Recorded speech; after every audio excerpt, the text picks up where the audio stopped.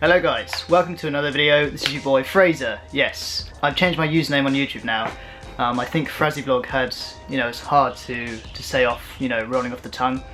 So I think my first name is much better. It's more, kind of personal and chilled. So let's keep it at Fraser. The URL though is still the same, is www.youtube.com/FrazzyVlog. So yeah, I can't change that by the way. But today we are going to discuss this bad boy. This is the Sigma 8 to 16. 16? Yes, 8 to 16, 4.5 to 5.6. Now this guy I've had a very long time. It's been my camera bag for about 4 years now.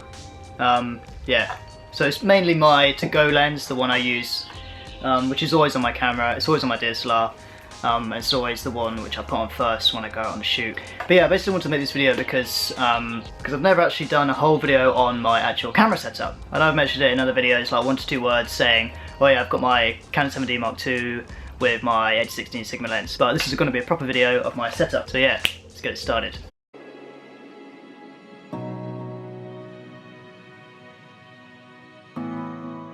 Yo, what's up guys? So yes, as you may noticed from my intro, it's the start of a new month, it's June, and wow, it's hot. It's hot. Yeah, and I've come to Donington Castle, which I think is sort of the best subject to show off my Sigma lens, the 8-16. So let's talk about some specs. So it's the 8mm to 16mm zoom wide angle lens by Sigma. It's a 4.5 to 5.6 aperture. Also it's a DC HSM, which probably means it's got some stabilization within the lens. Also heard the glass is pretty good as well. So it's mounted to my Canon 7D Mark II, which has an APS-C size sensor. So what that means is, if the Sigma lens was on a full frame camera, it would probably be about a 12 to 14 wide angle. So it is pretty wide for my camera. So yes, I'm in this little gap here, as you can see, because it's quite windy and I don't want the wind to muffle all the sound so you can't hear me. So we're going to walk around the castle, we're going to take some shots, and we can see how my Sigma lens performs.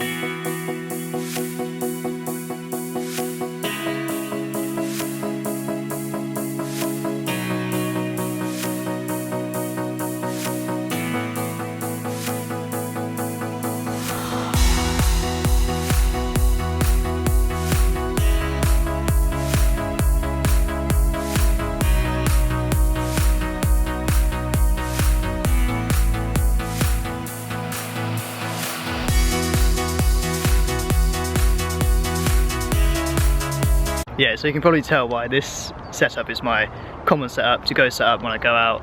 Firstly, I always choose this lens and body. As you can see by here, I'm standing in front of the castle right now, and from that point all the way to this point, you can hardly see it in this lens. This is the G7 X by Canon, the power shot. But with the Sigma lens, you can get the whole thing in. And I stood over there as well, and I got the whole thing in as well. So yeah, it's pretty epic what it can do.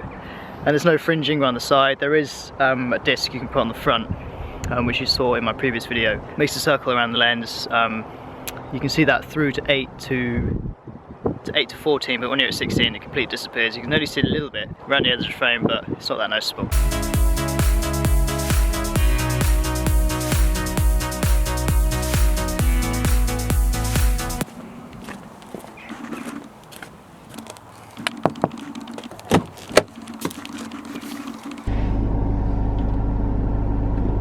So yeah guys, pretty awesome images I was able to get on my lens there. So the lens you're gonna get some distortion when you're focusing up close to subjects, photos of someone's face, or if you go really close to someone, you're gonna get distortion. As you saw, it made my face look pretty much like an egg. But yeah, when you're taking more angular shots, more corners and stuff, you can get really nice effects. So there is some downsides to the lens. When you're in manual focus, you can't actually see where the line of focus is in the lens because it's so wide. So you're gonna have to have some pretty good eyes to see where your line of focus is when you're looking through the lens. But up close to subjects it's good. I mean, you can get some nice blur in the background, but it only goes down to 4.5 on 8mm and 5.6 sorry, on 16mm. So the other major downside is when the camera's in autofocus and you're trying to do video mode, you get this horrible sound. Now I've turned the car off and the aircon so you can hear this.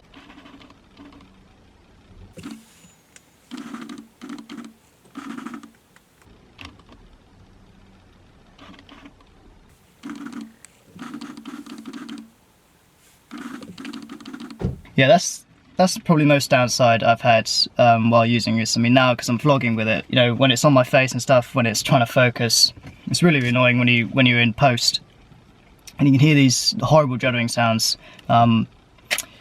The only solution is to get, you know, one of those Rode video mics to stick on top of my DSLR when filming, but you know, they cost 100 quid, so might have to wait until I get one of those. But yeah, that will solve the solution if you ever buy this lens. Yeah, autofocus and that sound is horrible, just to let you know. Yeah, so other than those two major downsides, the lens is still perfect for just taking stills, you know, whether you want really wide angle or zoom in a little bit for a normal landscape photo. So yes guys, I hope you enjoyed this video. I just wanted to give you a small little insight to what I commonly use as my normal setup when I go out and take photos. If any of you are wondering, you know, you guys on Instagram keep asking me what lens I use, what camera am I using, and stuff like that. So I just want to make this video to clear up that and sort of, you know, go through my setup. And obviously when I'm not using that lens, I like to go, you know, closer millimeters, and because I like to do some portraits, I like to take, you know, shallow depth of field and stuff like that. But it's always going to be, when I first go out, it's always going to be my priority to get some landscapes, because that's, you know, what I like taking the most out of photography. So yes, that's the end of the video guys. Hope you enjoyed it. Please subscribe to me if you want to see more videos from me. Subscribe, comment, share, and I'll see you in my next video.